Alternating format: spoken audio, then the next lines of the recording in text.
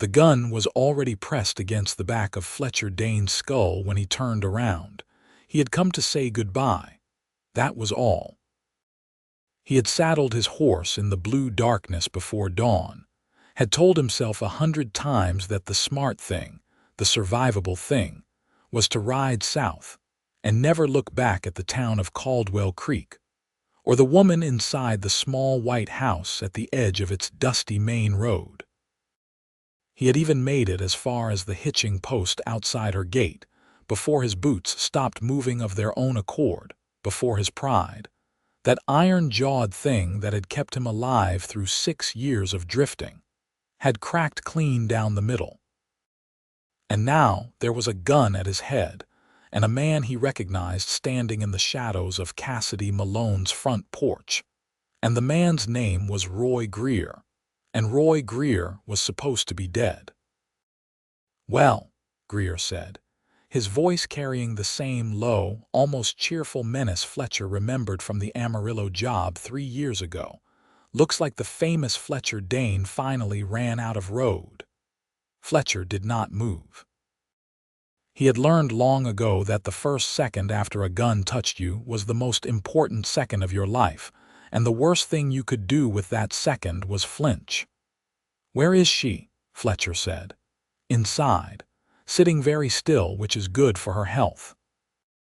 Something hot and terrible moved through Fletcher's chest, something that had no name he was willing to give it yet. He had known Cassidy Malone for exactly 11 days. He had ridden into Caldwell Creek with a busted saddle cinch, $3 in his coat pocket, and a reputation that preceded him like a foul smell. She had been the one to hand him the repair kit through the livery window, her dark brown eyes carrying that particular calm that people develop when they have already survived the worst thing that could happen to them. 11 days.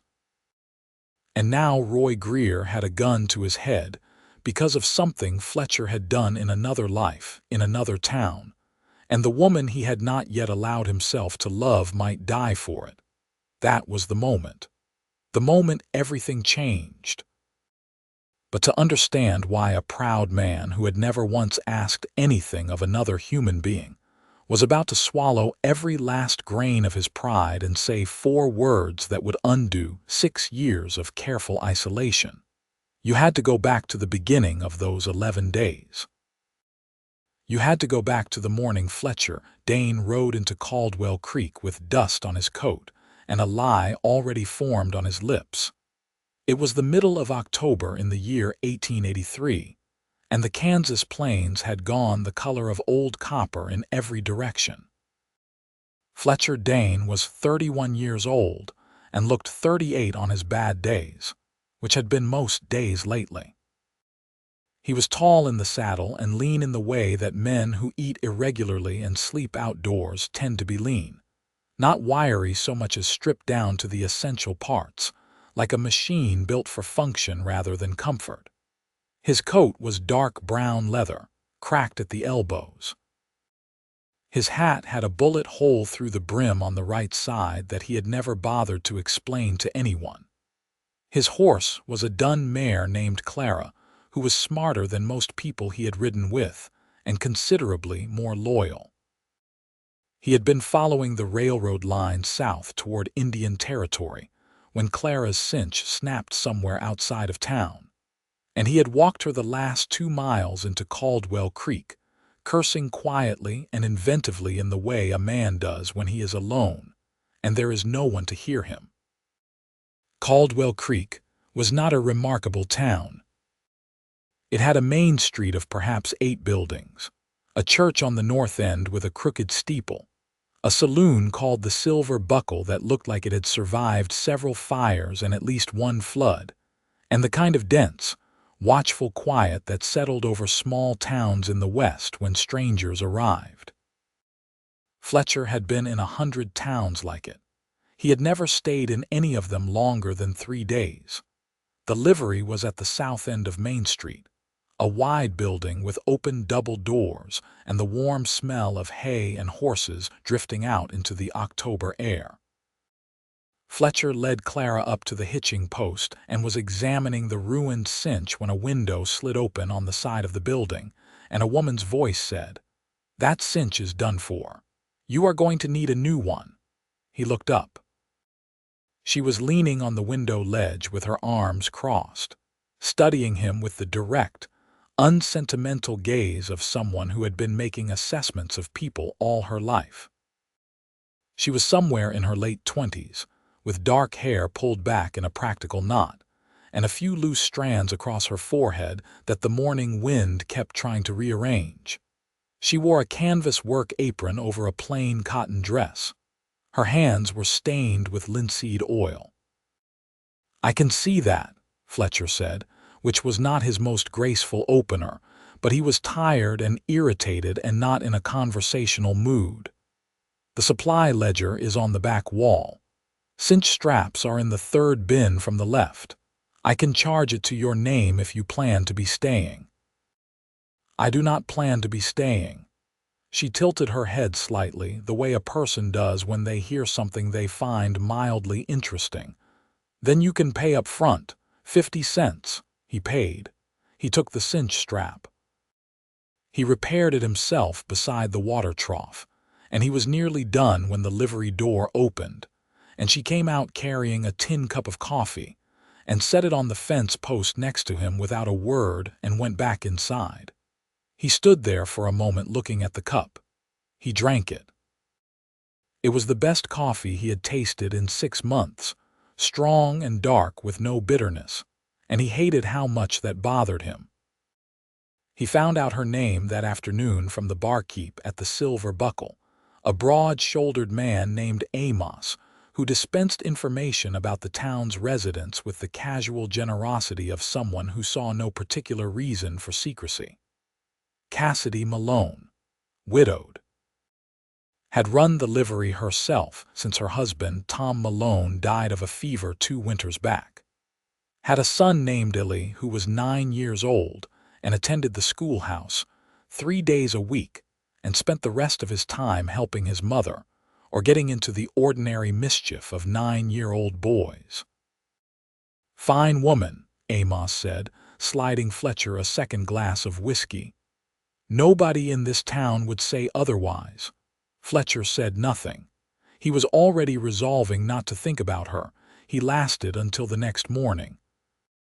He told himself he needed to check on Clara's shoes because one of them had looked loose the day before. This was partly true. He went to the livery at 8 o'clock and found Cassidy Malone already at work, mucking out a stall with the efficient, unhurried movements of someone who had done the same task 10,000 times without complaint.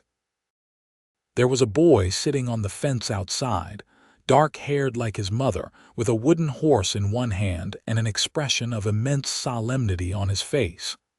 "Your horse's shoes are fine," Cassidy said without looking up.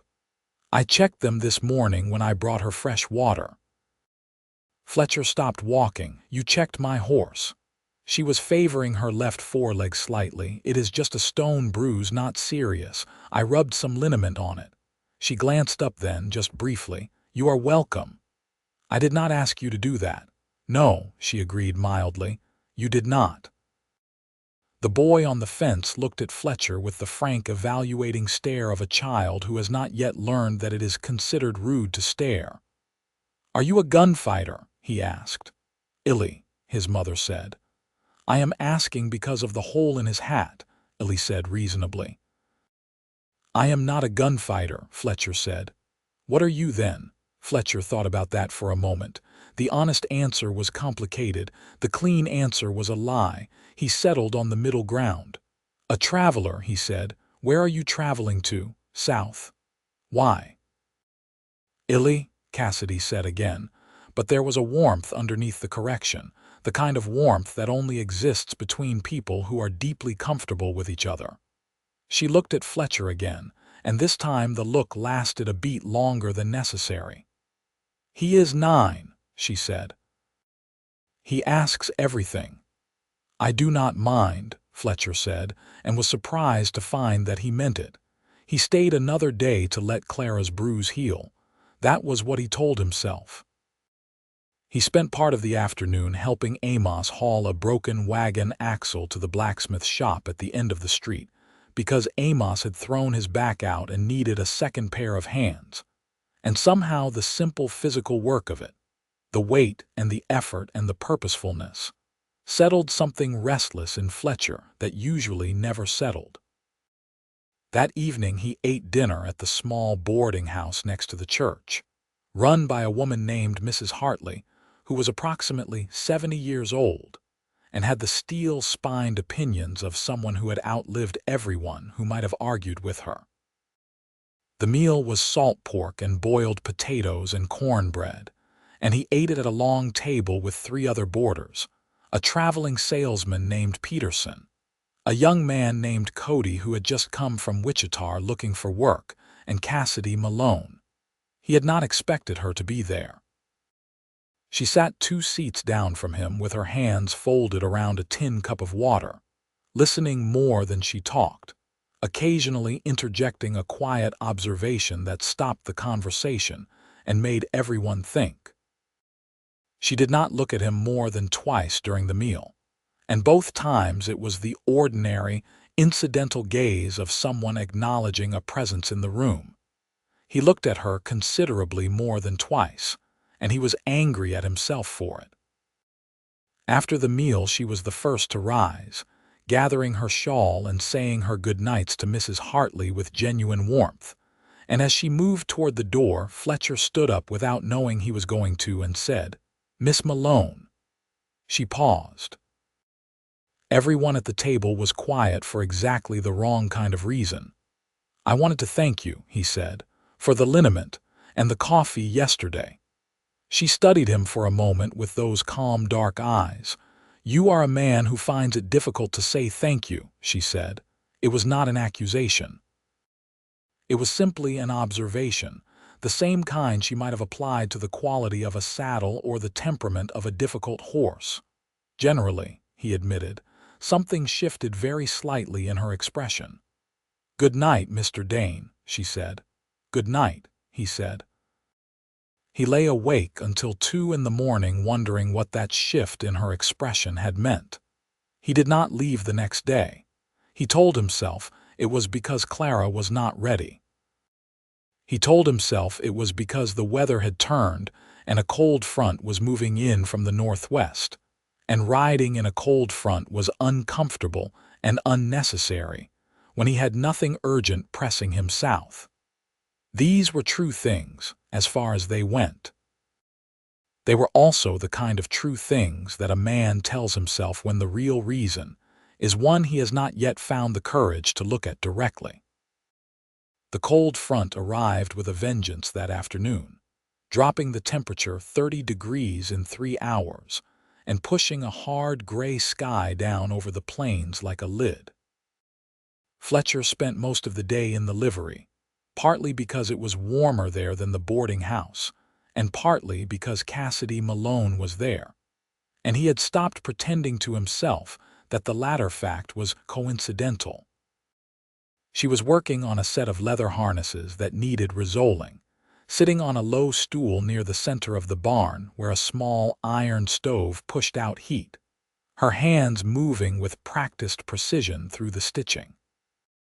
Fletcher found odd jobs to occupy himself with, recoiling a rope that did not need recoiling, checking the water in the horses' troughs, rearranging a pile of horse blankets that were perfectly well arranged already. "You do not have to manufacture work," she said at some point, not looking up from her stitching. "You can simply sit." He sat.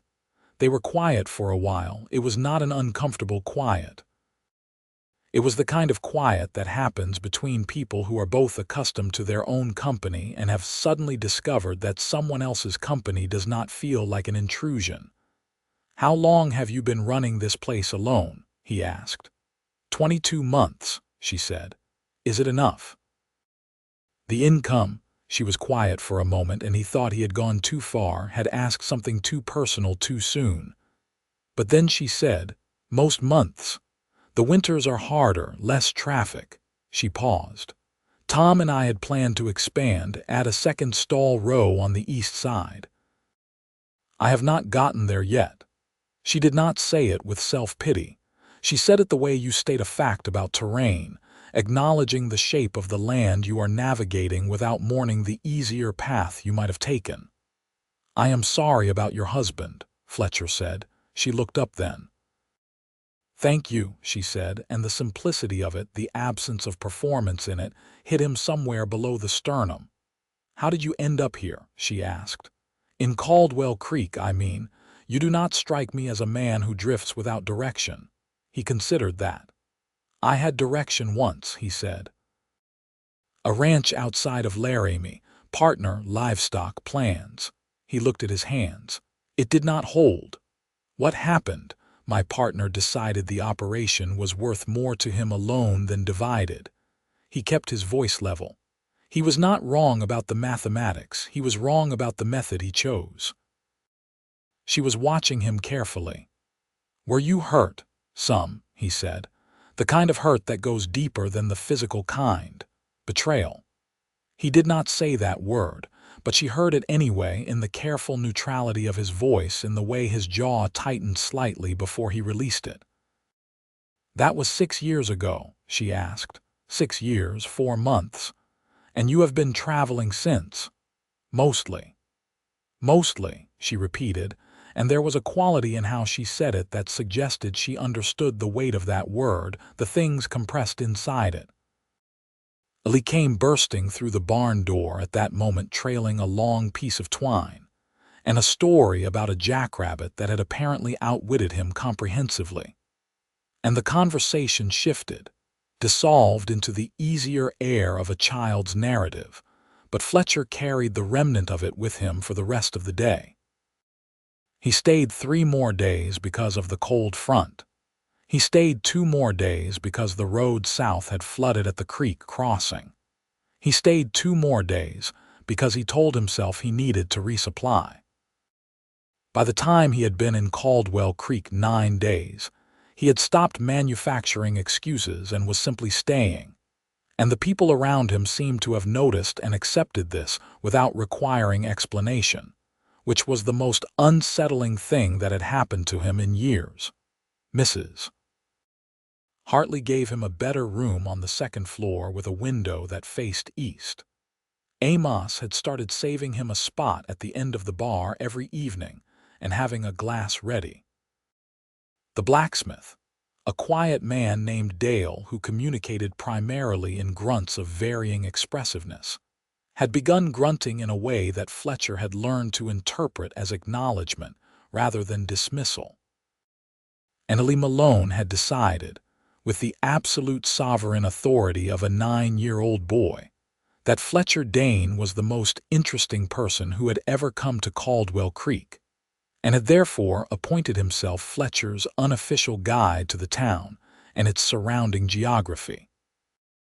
"That is the Purdy house," Ellie said on the morning of the 10th day, pointing across the street as they walked toward the general store where Fletcher needed tobacco, and Ellie needed to deliver a message from his mother to the store owner regarding a saddle order. "Mrs. Purdy is very old and very loud. She knows everything that happens in the whole town. My mother says that is a blessing, but the way she says it does not sound like she thinks it is a blessing."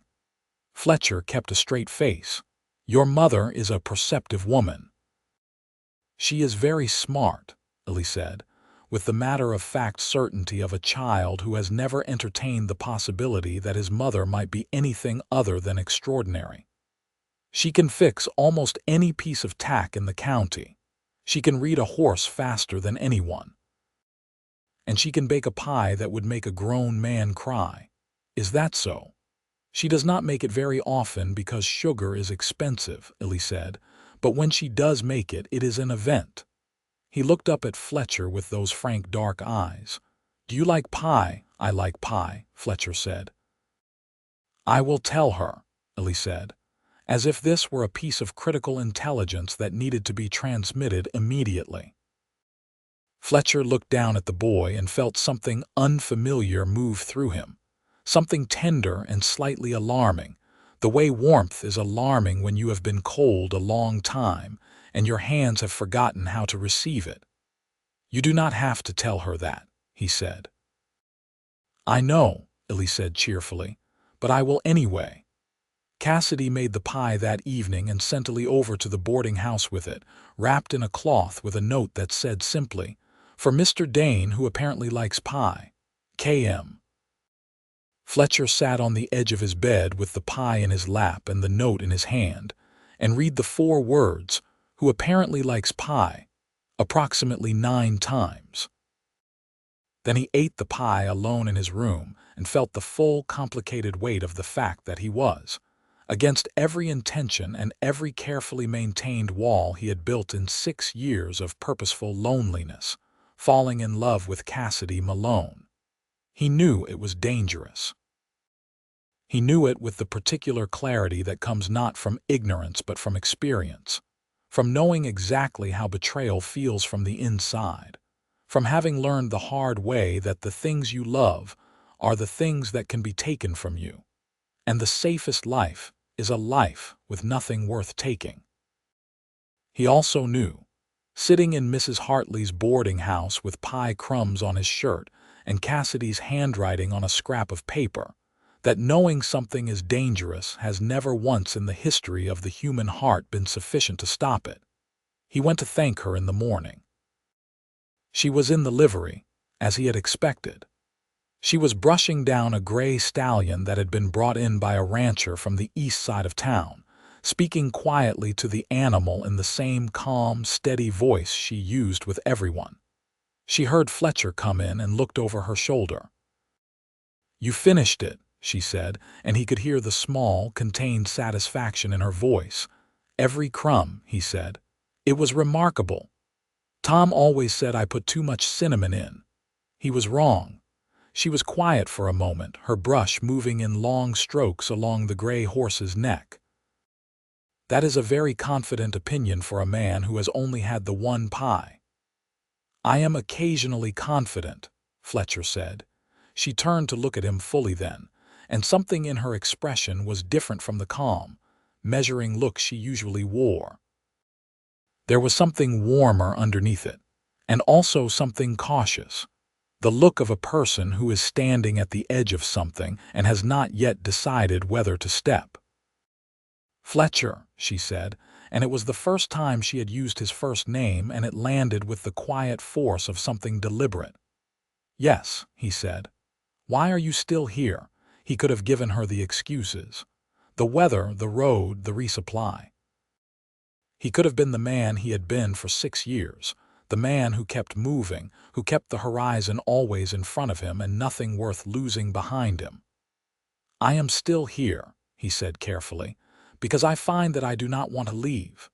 She held his gaze for a long moment. The gray stallion shifted his weight. Somewhere outside a door banged in the wind. "That is honest," she said finally. "I am trying to be." She nodded slowly as if filing this information away. Then she said, "There is a gathering at the church hall on Saturday evening, music and supper. The town puts it on once a month in the fall." She paused just briefly. "Illy will be there, I will be there." "I will be there," Fletcher said, and he meant that too. The church hall gathering was the kind of event that small frontier towns had learned to make into something more than the sum of its parts. There was a fiddle player named Old Joseph, who had been playing the same 40 songs for 30 years, and played them with such genuine joy that they never got old. And there were long tables of food that everyone had contributed to. And there were children running in the particular frenzied way that children run when they have been given permission to run indoors. And there was the warm, golden light of oil lanterns turning everyone's faces into something softer than they were in daylight. Fletcher stood at the edge of things for the first 20 minutes, a cup of coffee in one hand, and the ingrained reflex of a man who always positions himself with his back to a wall and his eyes on the door. He watched Cassidy move through the room, stopping to speak with this neighbor and that one, her face animated in a way it was not always animated in daylight, a softer version of itself, less armored. He walked over to her later when old Joseph had started a slow, rolling tune in a minor key. "You are good with children," she said. "I am adequate with children," he said. "Illy makes it easy." "He has decided you are his friend," she said. "He does not give that designation lightly." "I am honored by it." She was quiet for a moment.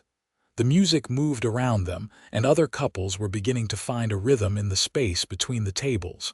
Not quite dancing, not quite not dancing, the comfortable middle ground of people who are too practical for formality. "Would you dance with me?" Fletcher asked. She looked at him. The caution was still there, but the warmth underneath it had grown. "I would," she said. He was not a graceful man. He had not danced since a celebration in Laramie that he preferred not to think about. But she moved with a quiet sureness that made it easy, her hand light in his, her eyes level with his chin.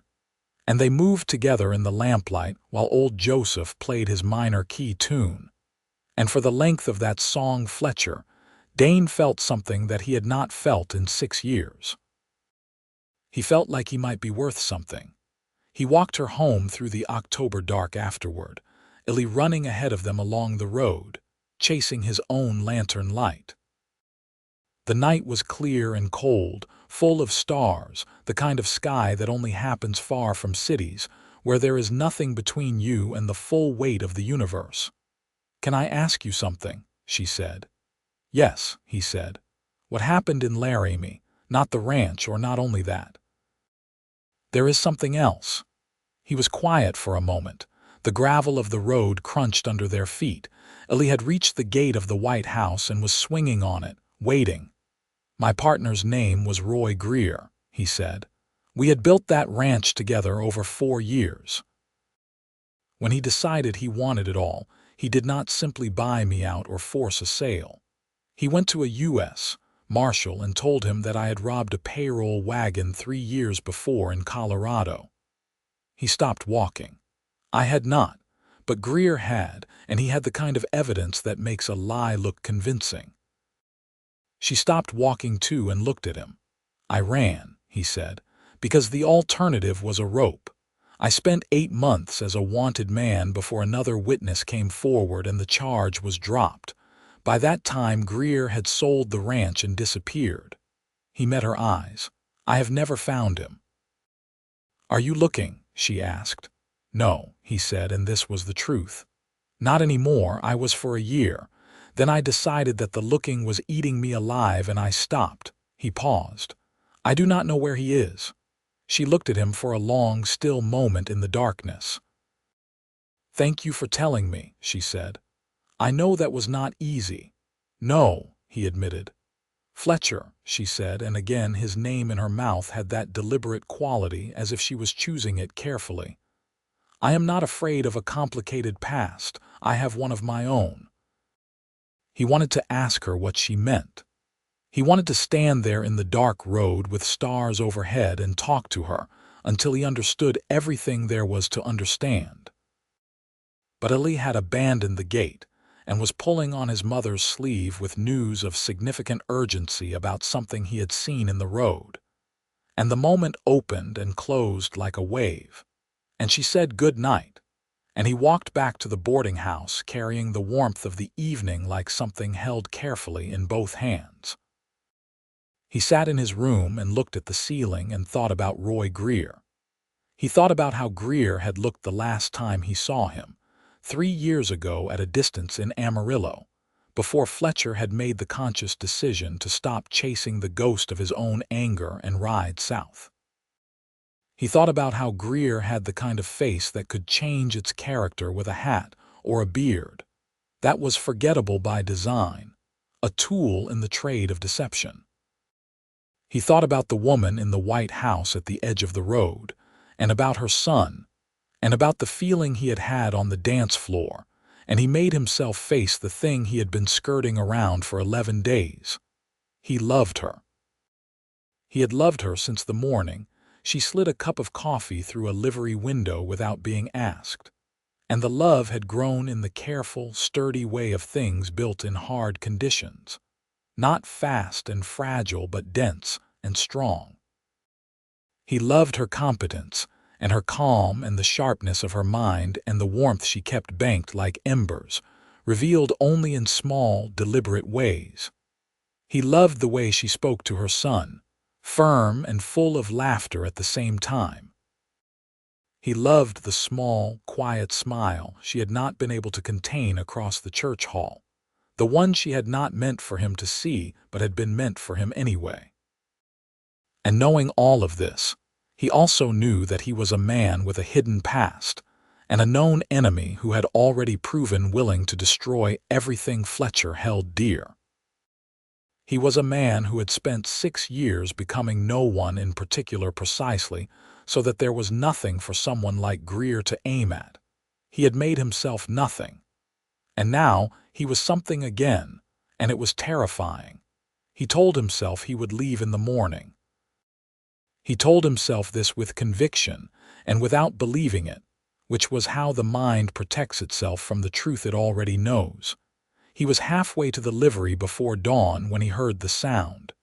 It was not a loud sound. It was the sort of sound that would have been inaudible to someone who had not spent years listening for danger in the dark, a scrape of boot on dry wood, too deliberate, too controlled. It came from the direction of Cassidy's house. Fletcher stopped walking. Everything in him went still. He changed direction without conscious decision, moving toward the white house along the edge of the road where the shadow was deepest. His right hand at his side with the automatic readiness of a man who had, whatever else he claimed about himself, spent significant portions of his life in proximity to violence. He came through the gate slowly. He had reached the hitching post when the gun touched the back of his skull, and Roy Greer said his name. Fletcher's mind catalogued everything in the space of 2 seconds. The gun at his head was a Colt single-action Army, cocked, held by someone who knew how to hold it. Greer was bigger than Fletcher remembered, or the dark made him seem bigger. There was a light on inside the house, visible through the curtained front window, and it was steady, not moving, which meant Cassidy had not been hurt, was sitting still, was alive. This information settled something in Fletcher's chest that would otherwise have made him reckless. "Roy," he said. "I have been following you for 3 weeks," Greer said. "From Dodge City. Did not know what you were doing here until I watched you dance with the woman tonight." There was something in his voice that Fletcher had always found difficult to name, a quality that was not quite cruelty and not quite satisfaction, something closer to the way a very logical mind regards an equation that has come out correctly. "So you found yourself a little life, a woman. A boy who follows you around like you are something worth following. What do you want, Roy?" "Same thing I always wanted," Greer said. "Insurance. You testified to that marshal in Colorado 2 years ago, helped clear your name. Which means what you said is on record, and what you said makes me look guilty of a payroll robbery." He paused. "I need that testimony retracted." "I cannot retract the truth. You can sign a paper saying your memory of the events was unreliable. A lawyer can work with unreliable." The gun pressed harder. "Or I can make your new little life here as short as you have made mine." The threat was clear. Fletcher had always known in the abstract that something like this was possible. He had spent 6 years as a moving target partly to prevent it. And now he had stopped moving and put down roots and handed someone like Greer a target that was no longer just him. He thought about Cassidy sitting very still inside the house. He thought about Ali. "All right," Fletcher said. "I will sign whatever you want." Greer was quiet for exactly 1 second too long, and in that second Fletcher turned. It was not a graceful move. It was not the move of a man who had planned it carefully. It was the move of a man who had spent 31 years in a body that knew, sometimes before his mind did, when the moment had arrived.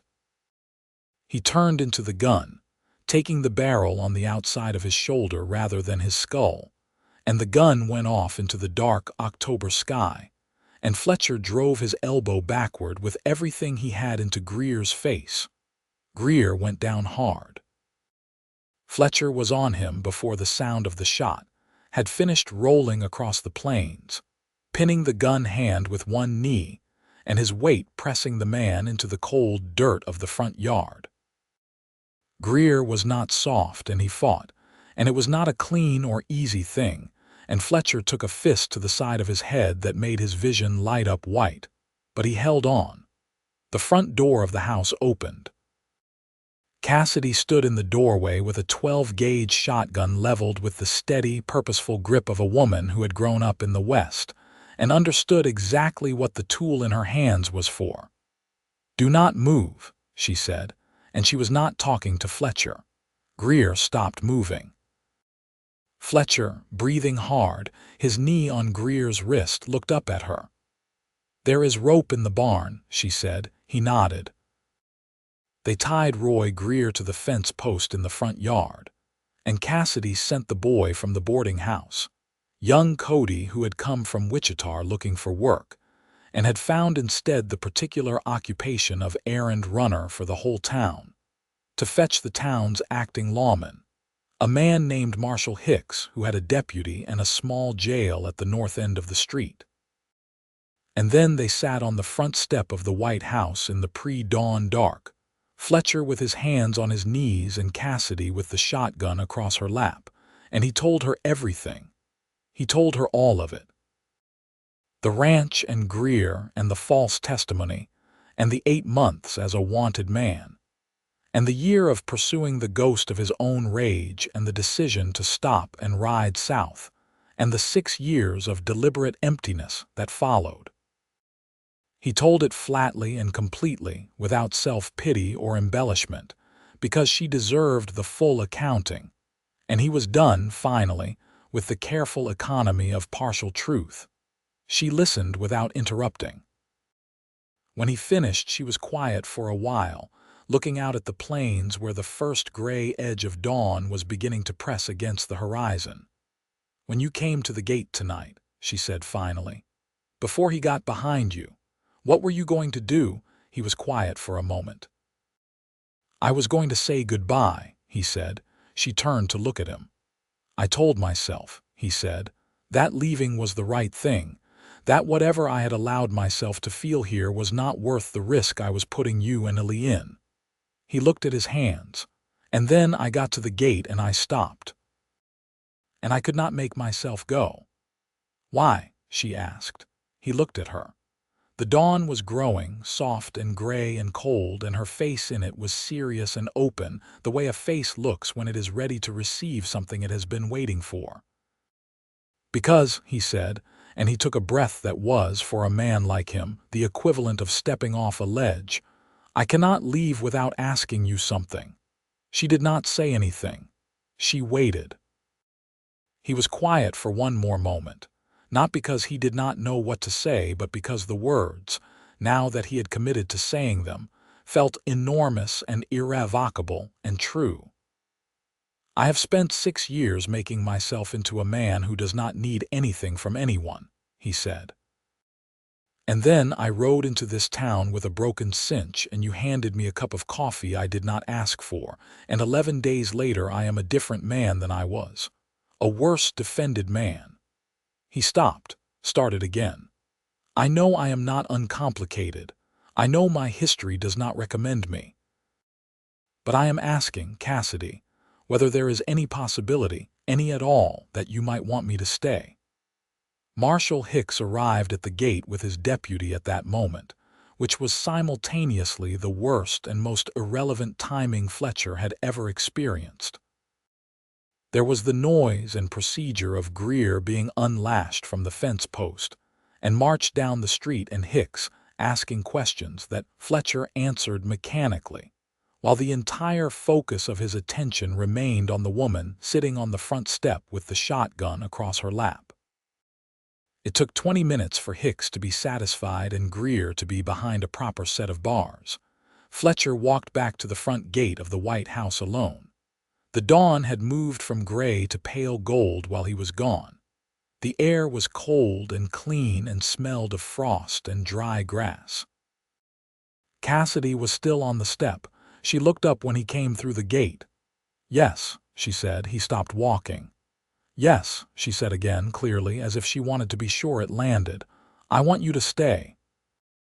He stood at the gate with the golden morning coming in around him and felt the full, overwhelming, slightly terrifying reality of what had just happened. 6 years of walls, dismantled in 11 days and one honest question. 6 years of careful nothing, and now this woman on a front step in a Kansas dawn saying yes. He walked to the step and sat down beside her, close enough that their shoulders nearly touched, and she did not move away. "I should warn you," he said. "I am not easy to know." "I had noticed," she said dryly. "I have habits built for survival that are not always appealing in a domestic setting. Such as, I sleep facing the door. I do not say things unless I mean them. I am capable of silence for very long stretches of time." She was quiet for a moment. "Fletcher," she said. "Yes. Tom was a good man. I loved him. But he talked so much that some days I thought I would go mad." She looked out at the golden plains. "I will not complain about a man who knows when to be quiet," he laughed. It was a real laugh, the kind that comes from genuine surprise, and it felt strange in his chest, like a muscle being used after long disuse. He heard her laugh too, soft and warm beside him, and they sat in the morning light while the town began to wake up around them. Ali appeared in the doorway behind them holding a piece of bread and looking at the two of them with the measured assessment of a 9-year-old running calculations he did not yet have full vocabulary for. "Why are you still here?" he asked Fletcher. "He is going to stay," Cassidy said. Ali considered this. In town, she confirmed. Ali looked at Fletcher. "Do you know how to fix fences?" he asked. "I do," Fletcher said. "Good," Ali said. "The south fence needs fixing." He went back inside. A moment later he reappeared. "Also, we are almost out of coffee." "I will get more," Fletcher said. Ali nodded, satisfied, and disappeared again. Fletcher looked at Cassidy.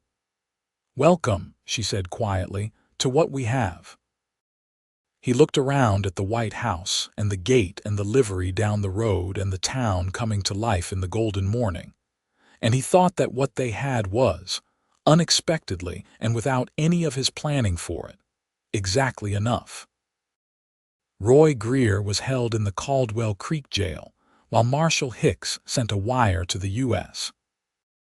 Marshal's office in Wichita, and within 10 days 2 federal deputies arrived to transport him north to face charges related not only to the original Laramie incident, but to 2 additional crimes that had come to light in the intervening years, including the actual Colorado payroll robbery he had blamed on Fletcher. The testimony Fletcher had given in Colorado stood. Greer's scheme to retract it collapsed under the weight of his own record. Fletcher watched them ride Greer out of town from the doorway of the Silver Buckle. He felt something he had expected to feel more strongly, the release of 6 years of low-grade vigilance, the end of looking over his shoulder. He had expected it to feel like triumph. It felt instead like something quieter and more complete, like setting down a very heavy thing you have carried so long you forgot you were carrying it. He walked back to the livery. Cassidy was replacing a broken board on the east wall of the stall row, the project she had mentioned once and never found time for. She looked up when he came in. "Is he gone?" she asked. "He is gone," Fletcher said. She held his gaze for a moment. Then she handed him the other end of the board. "Hold this." He held it while she drove the nail with 3 clean, precise strokes of the hammer. Then she drove the next nail, and the next. "You do not need to ask me again," she said. "Ask you what? Whether you should stay." She drove another nail. "You should stay. That is not a question anymore." He watched her work and felt the warmth of that, the cleanness of it, a statement so simple and unadorned that it contained nothing except exactly what it meant. "Cassidy," he said. "Yes, I love you." She stopped hammering. She was still for one moment, her back to him, the hammer in her hand. Then she set the hammer down on the top of the stall wall and turned around and looked at him with an expression that was several things at once. That was the careful, composed woman he had first seen in the livery window, and also something he had not seen before, something wholly open and unheld. "I know," she said. "I have known for several days." She paused.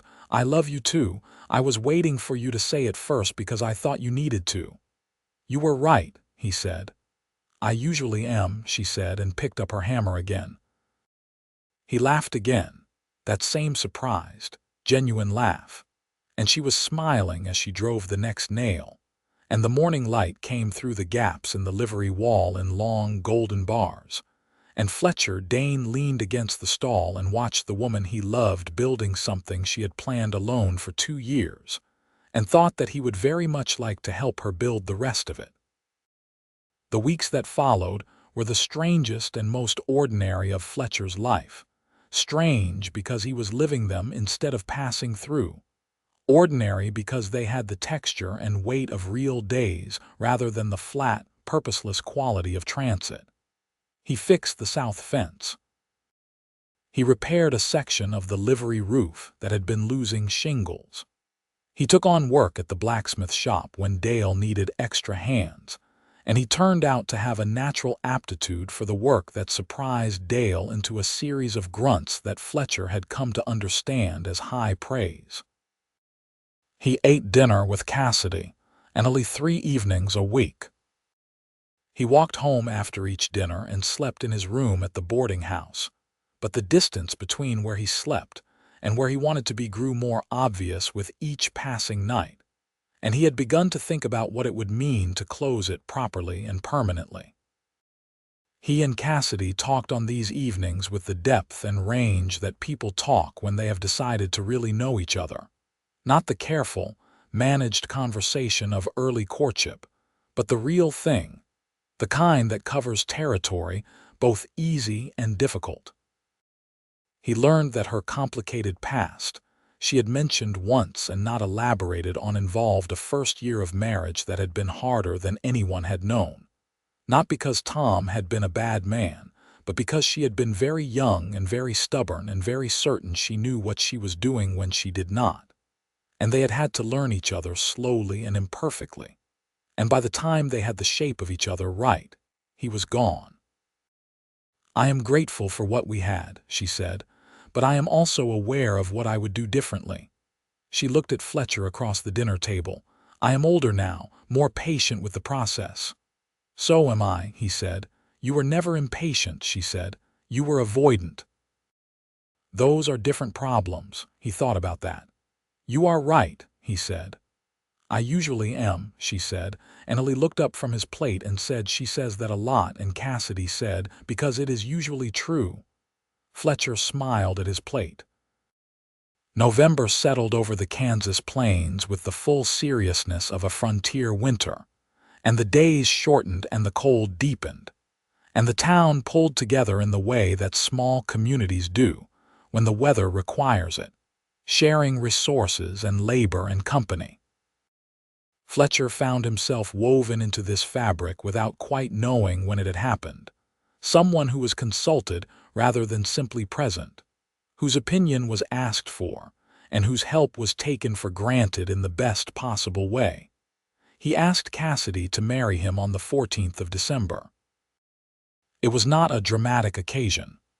They were in the livery because they were frequently in the livery, which had become the warm, hay-scented center of their daily life together. He was helping her inventory the tax supplies for the winter, and she was writing figures in a ledger, and the small iron stove was doing its best, and Clara was making her opinions known about the quality of the evening's hay in the expressive way of horses who have become accustomed to an audience. Fletcher looked at the side of Cassidy's face in the lantern light, the concentration there, the strand of dark hair she kept pushing back from her forehead, and he said, "I would like to marry you." She stopped writing. She looked up at him. "I know it is not a fashionable proposal," he said. "I do not have a great deal of fashion at my disposal." "Fletcher," she said. "Yes, ask me properly." He set down the harness he had been cataloging and turned to face her fully. "Cassidy Malone," he said, "will you marry me?" She looked at him with those calm, dark eyes that he had been reading for 2 months and had still not finished learning. "Yes," she said, "I will marry you."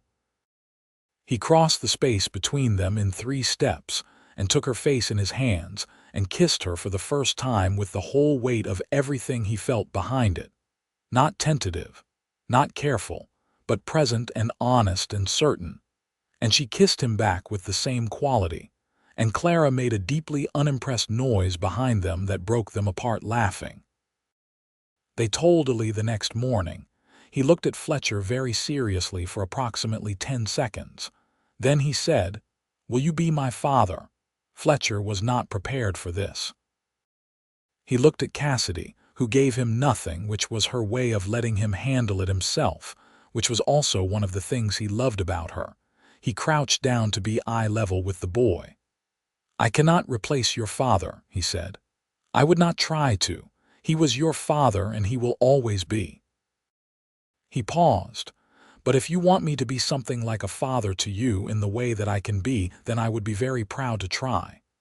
Ely thought about this with the seriousness he brought to all significant matters. Then he nodded.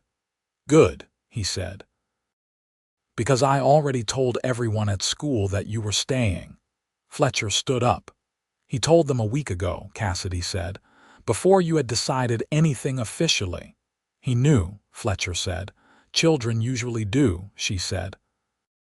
They married on the 22nd of January, 1884. In the church with the crooked steeple, in front of the hole of Caldwell Creek and old Joseph playing the fiddle, and Mrs. Hartley crying in the front pew with a handkerchief she had clearly brought for exactly this purpose. Cassidy wore a dress she had altered from one she already owned, dark blue wool that made her look composed and beautiful and entirely herself. Fletcher wore his best coat, which was not very different from his regular coat, but had no bullet holes in the vicinity. He stood at the front of the church and watched her walk toward him through the gathered faces of the people who had become, without his planning for it, the community of his life. And he felt the full, almost overwhelming reality of what was happening. Not the weight of it, but the solidity, the sense of something being built that would last. She reached him. She was smiling. "You are nervous," she said quietly. "I am not nervous," he said. "Your hands are cold," she said. "It is January," he said. She took his cold hands in her warm ones and the minister began, and Fletcher did not look away from her face once. They moved Fletcher's belongings out of the boarding house and into the white house at the edge of the road that same afternoon, and Mrs. Hartley cried again and made everyone take extra servings of the celebration cake she had prepared. And Amos gave a toast that was warm and slightly incoherent and entirely sincere. And by evening Caldwell Creek had settled into the satisfied, communal quiet of a town that has witnessed something good happen to people it cares about. That night, after Ely was asleep, Fletcher and Cassidy sat at the kitchen table in the White House with a single oil lamp between them and 2 cups of coffee. And it was very quiet. And he looked at her across the table in the lamplight and thought that all of it, every single painful thing that had made up the 6 years before this moment, had been worth it for the simple, improbable miracle of arriving here. "What are you thinking?" she asked. "That I am glad my cinch broke," he said. She laughed softly. "So am I," she said, "though I would have found another way to bring you in eventually." "Would you?" Clara would have, she said. "That horse was going to find a way to stay here regardless of what you intended." He looked over at where Clara could be heard occasionally shifting in the livery next door. "She is a very intelligent horse," he said. "She is," Cassidy agreed. "She knew before you did." They sat in the warm quiet and drank their coffee, and outside the Kansas, winter moved across the plains with its cold authority. And inside the White House, everything was still and warm and his. Spring came in March with the particular violence of the Kansas Plains version. Thunderstorms that cracked the sky and filled the creek, and turned the road into mud that sucked at boot heels. And then a 2-week stretch of pale sunshine that brought the first green out of the ground and made everything smell like beginning. Fletcher and Cassidy expanded the livery in April, adding the second stall row on the east side that she had planned with Tom and never executed. Fletcher did the structural work himself with Dale's help and Amos's occasional enthusiastic assistance, and Cassidy supervised with the authority of someone who has had the blueprint in her head for 2 years and is finally satisfied to see it become real. Ellie painted the new sign. The letters were not quite straight, but they were painted with such conviction that the slight crookedness seemed intentional. Business improved with the expansion, enough that by summer they had hired a stable hand, a young man from a homestead east of town named Charlie, who was 17 and serious and good with horses, and needed the work badly. He became part of the rhythm of the place, and Ellie treated him with the magnanimous warmth of a 10-year-old who considers himself the senior staff member. Fletcher and Cassidy found their shape as a married couple in the way that people do when both parties are old enough to know themselves and flexible enough to adjust, with humor and directness, and a fundamental respect that expressed itself in the way they talked to each other, which was always honestly and always as equals. They disagreed sometimes. Cassidy believed in spending money on improvements when there was enough of it. Fletcher's instinct was to save against uncertainty. They worked this out by establishing a joint savings account at the Caldwell Creek Bank, run by a thin, precise man named Mr. Garrett, and an agreement that major financial decisions required both signatures. This arrangement satisfied them both and irritated neither, which was a better outcome than most financial agreements reached between two strong-willed people. In September of 1884, Cassidy told him she was pregnant. He was sitting on the front step sharpening a knife, and she came out and sat beside him and said it plainly, and he set the knife and the whetstone down very carefully and looked at her. "Are you well?" he asked. "Perfectly," she said. "Slightly tired in the mornings, but nothing beyond that." He put his arm around her and she leaned into him, and they sat looking out at the September evening, the golden plains stretching out beyond the fence, the first stars coming in over the horizon. "Are you afraid?" she asked. "Yes," he said. "So am I," she said. "A little." "But more than afraid," he said. "I am glad." "So am I," she said. "More than a little." Ellie took the news with the complicated stoicism of a child who is trying to be mature about something he has extremely mixed feelings about. He spent 2 days in a state of exaggerated indifference before appearing in the kitchen one morning and saying, "I hope it is a boy. I do not know what to do with a girl." "You would learn," Cassidy said. "I know," he said, "but a boy would be easier." As it happened, the baby, born in the full warmth of the following May in 1885, was a boy. He arrived in the early morning hours after a long night, delivered by the town's capable if-weathered doctor, a man named Dr. Pratt, who had been practicing frontier medicine for 30 years and had the particular unflappability of someone who has seen everything. Fletcher stood in the bedroom doorway until Dr. Pratt finally relented and let him in, and then he stood at the side of the bed with his heart doing things it had never done before while Cassidy held the small, astonishing fact of a new person, and looked up at him with an exhaustion that was indistinguishable from joy. "Hello," she said. "Hello," he said, not quite trusting his voice. "Come here," she said, and shifted the bundle toward him. He took the baby with the careful, terrified reverence of a man who has never held a newborn and understands, at a cellular level, the magnitude of the responsibility. The baby was very small and very loud and had dark hair and a red, emphatic face, and he looked at Fletcher with the undiscriminating but intense gaze of someone who has just arrived and is not yet sure what to make of the place. "What do we name him?" Fletcher asked. They had discussed names for months without settling on one. Cassidy had maintained that she needed to see the baby before she could commit, which Fletcher had found both maddening and, once the baby was actually there, completely correct. "Thomas," she said. "After his grandfather." Fletcher looked at her, with Fletcher as the middle name, she said. "If you will permit it." He did not trust his voice at all at this point. He nodded. Ellie appeared in the doorway in his nightshirt, having been unable to sleep, and looked at the scene in the bedroom with the eyes of an 11-year-old who is trying very hard to appear calm and succeeding imperfectly. "Can I see him?" he asked. "Come here," Fletcher said, and Ellie crossed the room and stood at his elbow, and Fletcher tilted the baby so Ellie could see. Ellie looked for a long moment.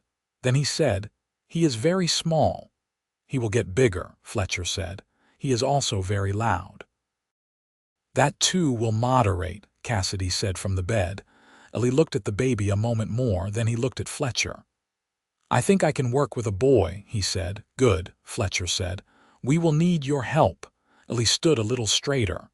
"I will be around," he said.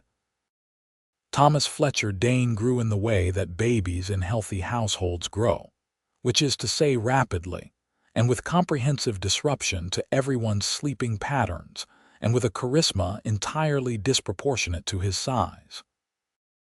By the time he was 8 months old, he had already determined that the livery was the most interesting location in his known world, and protested strenuously whenever removed from it. Cassidy claimed this was Fletcher's fault for bringing the boy to work with him so often. Fletcher maintained that it simply demonstrated sound judgment. Ellie, true to his word, was extremely around.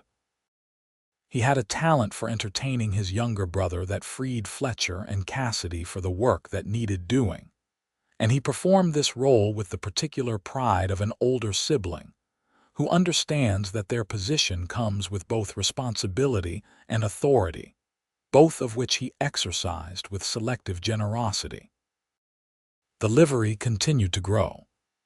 By 1886, it was the most well-regarded operation between Caldwell Creek and the county seat, known for fair prices, good care, and the quality of the leather repair work that had always been Cassidy's specialty.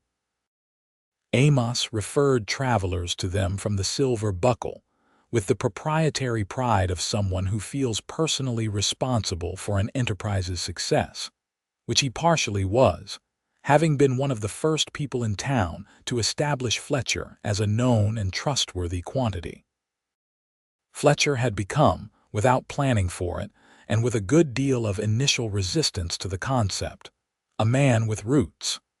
He served on the town council for 2 years. He helped organize the expansion of the schoolhouse when the population of children outgrew the original building. He was on the volunteer roster for firefighting, which involved mostly standing by with bucket brigades at controlled burns on the plains, and occasionally not controlled ones. He still slept facing the door. Some habits are so deeply written in that they do not fully depart, even when the original necessity for them is gone. Cassidy had adapted to this with the pragmatic flexibility that characterized her approach to most things, arranging her side of the bed so that she faced the window, which she preferred anyway. He still did not say things he did not mean. He found this was appreciated rather than resented in the context of a marriage where both parties preferred quality of word over quantity. He was still capable of silence for very long stretches of time. So, it turned out, was Cassidy. And this was perhaps the greatest gift they gave each other: the permission to be quietly present, to occupy the same space without the performance of constant conversation, to be simply there together, which was a form of intimacy that neither of them had known they were looking for until they found it. The hard cold of the winter of 1886 hit Caldwell Creek with the full severity of the Kansas plains at their most unforgiving. The temperature dropped so far below freezing that the creek froze solid for the first time in memory, and the town organized itself into the careful, serious business of keeping everyone warm and fed and functional. Fletcher spent a week of 20-hour days making sure every horse in the livery and every homesteader in the area who came to them had what they needed. He pushed himself past the edge of his own endurance and came home one evening gray with cold and barely functional, and Cassidy sat him in the chair by the kitchen stove and put a bowl of soup in his hands and said, "You have done enough for today." He looked at her. "Tomorrow is also a day," she said. "You are allowed to rest." He was quiet for a moment, eating his soup, feeling the warmth come back into his hands. Thomas was asleep in his cradle in the corner, making the small, emphatic noises of a healthy 14-month-old. Ellie was at the table doing his school lessons with the focused determination of a boy who had decided, around the age of 12, that education was a weapon worth sharpening. "I forget sometimes," Fletcher said, "that I am allowed to stop." "I know," she said. She sat across from him with her own cup of coffee. "You have been stopped before and had it taken from you, so stopping feels unsafe." He looked at her. "I have been watching you for 2 years," she said. "I have learned a few things." "What else have you learned?" she considered. "That you are harder on yourself than you are on anyone else. That you give people more chances than you think you do. That you are frightened of being left behind, not of being alone. Those are different fears." She paused. "And that when you are very happy you get very quiet, as if you are afraid that making a sound will disturb it." He was quiet for a moment. "Like right now," she said. He looked at her across the kitchen table in the firelight. This woman who had known him for 2 years and understood him in ways that nobody else ever had, who had looked at the full, complicated, sometimes dark truth of him, and said yes anyway, who had handed him a cup of coffee through a window one morning and changed the shape of his life with that single wordless act of ordinary kindness. "Cassidy," he said. "Yes, I am very happy," she smiled. It was the small, contained smile, the one she had not been able to hold back across the church hall 2 years ago, the one that was hers to give and his to receive. "I know," she said. "I can tell." The winter broke in March and spring came again with its violent Kansas generosity. And life in Caldwell Creek rolled on in the way of life in small towns that have found their equilibrium, event and season, and the ordinary accumulation of days building something that a man who has spent 6 years in purposeful transit might have called, with no small wonder, home. In the spring of 1887, something happened that Fletcher had not expected, but that, in retrospect, was entirely in keeping with the shape that his life had taken. A man arrived in Caldwell Creek on a Tuesday afternoon in April, leading a horse that was in worse shape than he was, which was saying something. He was perhaps 40 years old, gaunt and trail-worn, with the particular hollow quality of a man who has been running from something for a long time and has finally run as far as he is able. His name, he said at the Silver Buckle, where Amos took one look at him and poured a glass without being asked, was Samuel Cord, and he had come from Wyoming. Amos sent him to the livery for help with the horse. Fletcher looked at the man and the horse for a moment, then put the horse in a stall and gave it water and feed and told Samuel Cord to sit down in the chair by the stove. "What are you running from?" he asked.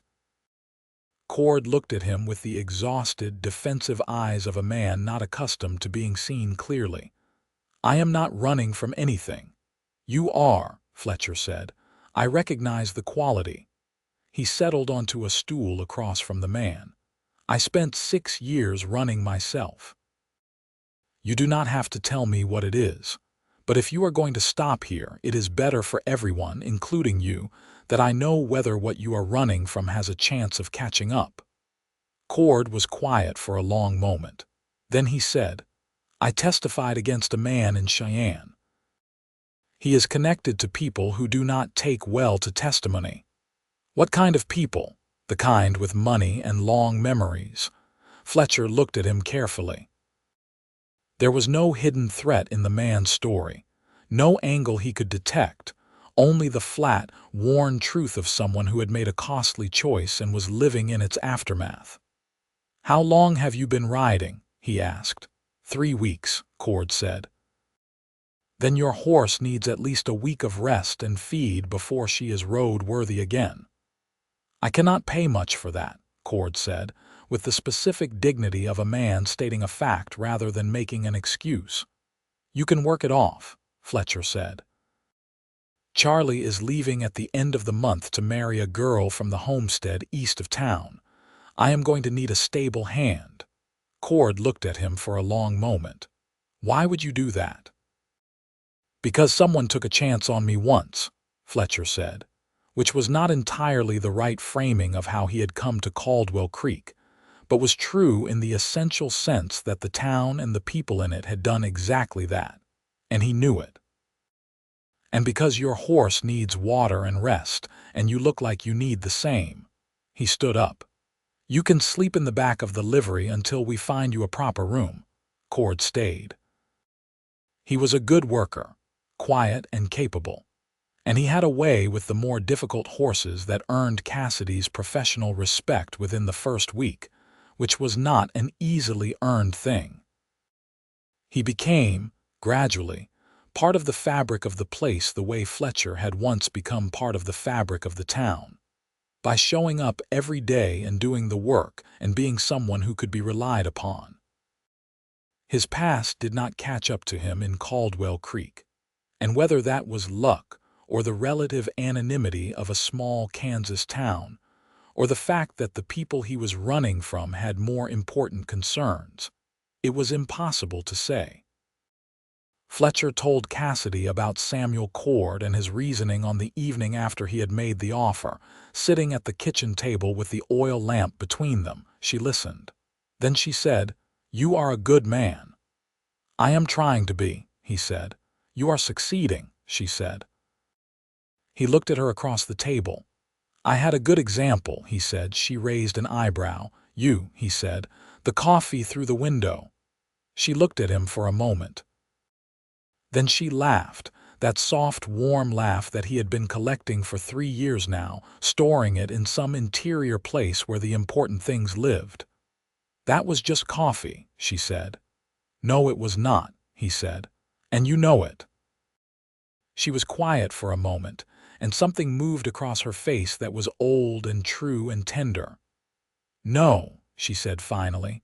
"I suppose it was not." Fletcher caught him before he reached the table edge, lifting him up and settling him in his lap. And the boy looked at him with those dark eyes that were Cassidy's eyes, and said something that sounded approximately like the word for horse, and pointed in the direction of the livery. "Not tonight," Fletcher said. "It is bedtime." Thomas lodged his objection with the comprehensive vocal commitment of a toddler who has not yet accepted that the word bedtime is final. And Fletcher stood up with him and carried him back to the bedroom, and Cassidy followed, and they stood together in the small room in the lamplight while the boy's protests diminished and then dissolved into the deep, sudden sleep of the very young, and they stood there a moment longer in the quiet after, side by side in the doorway. Cassidy leaned her head against his shoulder. He put his arm around her. Outside, the Kansas spring was doing its business, and somewhere in the livery, Clara made a sound of comfortable opinion. Annalie's lamp was burning in his room where he was reading something with the absorption he brought to all books, and the town was quiet around the white house at the edge of the road. Fletcher stood in the doorway with his wife's head against his shoulder, and his son asleep in the lamplight, and felt the full, solid weight of everything he had almost ridden away from, everything he had been afraid of wanting, everything that a proud and defended man who had spent 6 years learning not to need anything had, in the end, desperately needed. He thought about the morning at the gate, the gun at the back of his skull, and the 4 words that had come out of him, not because he was brave, but because he was at the absolute end of his capacity to pretend he did not feel what he felt. "I cannot leave without asking you something." 4 words that had cost him everything it cost him to say them, everything built from 6 years of self-sufficiency and practiced isolation, dismantled in a single sentence on a pre-dawn Kansas morning. Worth it, he thought, worth every single thing. "What are you thinking?" Cassidy asked quietly. "That I almost rode south," he said. She was quiet for a moment, her head still against his shoulder. "But you did not," she said. "No," he said, "I did not." She turned her face slightly toward his neck. "I would have found a way to stop you," she said. "One way or another." "Clara, you mean." "Clara," she agreed. "And the coffee, and possibly Illy, who was already planning your permanent residency." "I was outmaneuvered," he said. "Thoroughly," she said. He held her in the doorway with the lamplight on his son's sleeping face, and felt something that he had no better word for than grace. The unearned, undeserved arrival of exactly what you need at the exact moment you are capable of receiving it. He had come to Caldwell Creek with a broken cinch and $3, and a reputation he had spent years trying to outride. He was leaving it, he understood now, only at the end of his natural life, and not one moment before. He pulled her a little closer, and she settled into the familiarity of him, and they stood together in the quiet house while the Kansas night moved slowly toward morning, and there was nothing unresolved between them, and nothing left open, and nothing to fear. In the years that followed, Caldwell Creek grew in the gradual, purposeful way of Kansas towns that have found good ground. A second general store arrived, and then a proper hotel to replace Mrs. Hartley's boarding house, though Mrs. Hartley retained her kitchen operation until she was 82 years old, and finally agreed to retire to her daughter's home in Wichita under protest. The railroad made closer passage, bringing more trade and more travelers, and the livery operated by Fletcher and Cassidy, Dane remained the best-regarded operation in the county, expanded twice more from its original footprint, known for fair dealing and excellent care.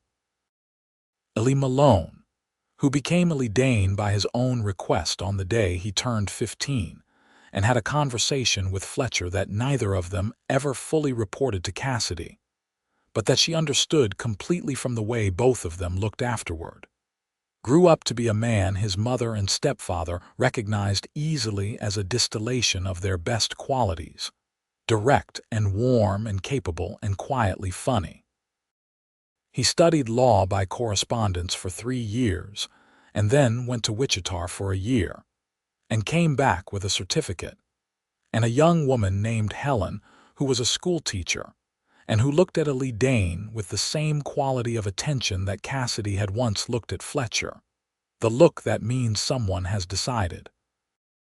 They married in 1893 in the same crooked steepled church, and Cassidy cried at the wedding and was unembarrassed about it, and Fletcher stood beside her and did not cry but came close enough that Illy, watching from the front of the church, knew it, and that was its own form of completeness.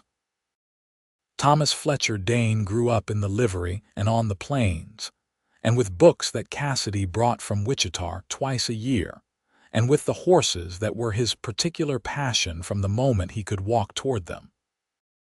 He had Fletcher's quietness and Cassidy's precision, and a stubbornness that was entirely his own. He was good with animals in a way that was almost uncanny, patient and sure.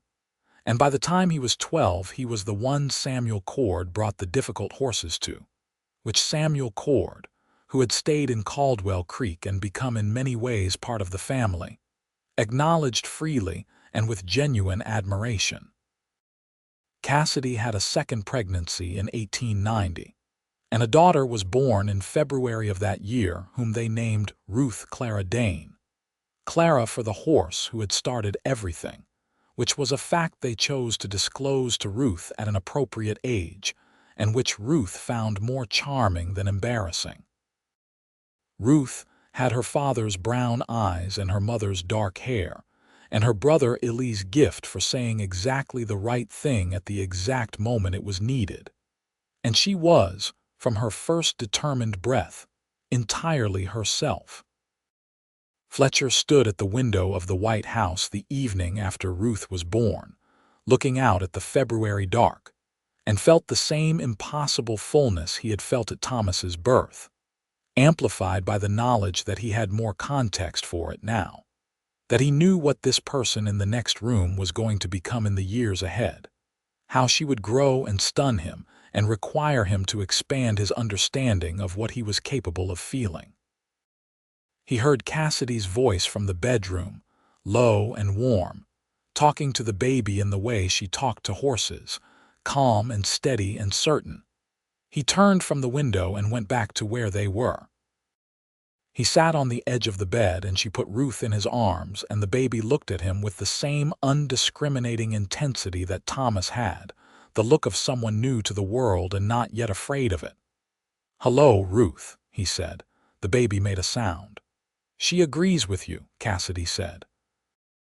"She is very small," Thomas said from the doorway, in exactly the same words Ellie had used 9 years before, and Fletcher and Cassidy looked at each other across the room with the full, private warmth of people who have been married long enough to have history, to have accumulated enough shared moments that a new one can call up all the ones before it, layered and golden and real. "She will get bigger," Fletcher said.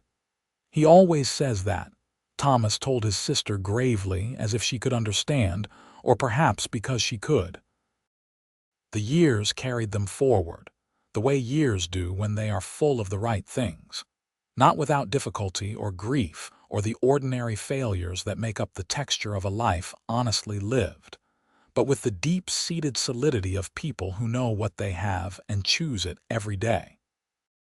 Fletcher Dane, who had ridden into Caldwell Creek in October of 1883 with a broken cinch and no intention of staying, who had spent 6 years learning how to need nothing, and then 11 days unlearning it, who had stood at a gate before dawn with his pride in ruins and 4 words in his mouth that were the most important 4 words he had ever spoken, remained in Caldwell Creek for the rest of his life. He was there for every season of it, the hard winters and the generous springs, the weddings and births and losses that are the landmarks of a life lived in one place among people who know you. He was there when Lee tried his first case in a Wichita courtroom and won it. He was there when Thomas took his first solo drive of a 4-horse team at the age of 13 and handled it with a sureness that made Fletcher, watching from the livery gate, quietly proud in the way that is almost indistinguishable from awe. He was there when Ruth began school and terrified her teacher within the first week with the quality and volume of her questions, which was, everyone agreed, entirely predictable. He grew older in the way that good men who have found the right life tend to grow older, with a depth and ease that has nothing to do with the absence of difficulty, and everything to do with the presence of foundation. His hair went gray first at the temples and then comprehensively, and Cassidy told him it suited him, and he believed her because she did not say things she did not mean. He was still quiet, He still slept facing the door. He was still capable of silence for long stretches that Cassidy received as the gift it was and returned with her own. But he was no longer a man who moved to remain nothing. He was a man who stayed because what he had found was worth staying for, worth the fear and the pride it had cost him to open his hands and stop holding so tightly to an emptiness he had mistaken for safety. He thought sometimes about the moment at the gate, the gun at his skull, and what had come after, and he thought that the most important thing he had ever done, more than the years of survival, more than the miles of road, was to stop at that gate before dawn with his pride in his hands and his heart making its case against every instinct he had built. "I cannot leave without asking you something," he had asked. She had said yes. And from that yes, with its roots in a cup of coffee and an honest repair of a broken cinch, and 11 days of a town quietly doing what small communities do best, which is to make room for people who have forgotten they deserve it, everything else had grown. On an evening in the late autumn of 1897, 14 years after a drifter with a bullet hole in his hat had walked a dun mare into Caldwell Creek, Fletcher Dane sat on the front step of the White House with his wife beside him and a blanket over both their shoulders, watching the October sky go orange and then purple and then dark. The livery was quiet behind them. Thomas's lamp was on in his room. Ruth was at the kitchen table with a book. Illy and Helen were at their own house 2 streets away with their children, and the sound of that house was a warm, distant presence in the evening. "What are you thinking?" Cassidy asked. He considered the question with the care he gave to things that mattered. "That the cinch breaking was the best thing that ever happened to me," he said. She laughed softly. "I have been waiting years for you to say that." "It took me years to be sure," he said. She leaned her head against his shoulder, the same easy weight of 1,000 other evenings, the specific, irreplaceable comfort of a woman who knows you completely and chooses you anyway. "Fletcher," she said. "Yes. Thank you for stopping at the gate."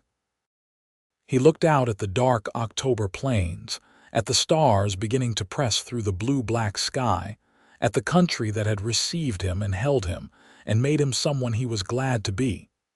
"Thank you," he said, "for the coffee." She laughed again, and it was warm and real and his, and the night came on around the White House at the edge of the road. And inside its rooms the lights burned steady, and there was nothing in the world in that moment or in any of the moments that stretched forward from it that Fletcher Dane needed that he did not already have.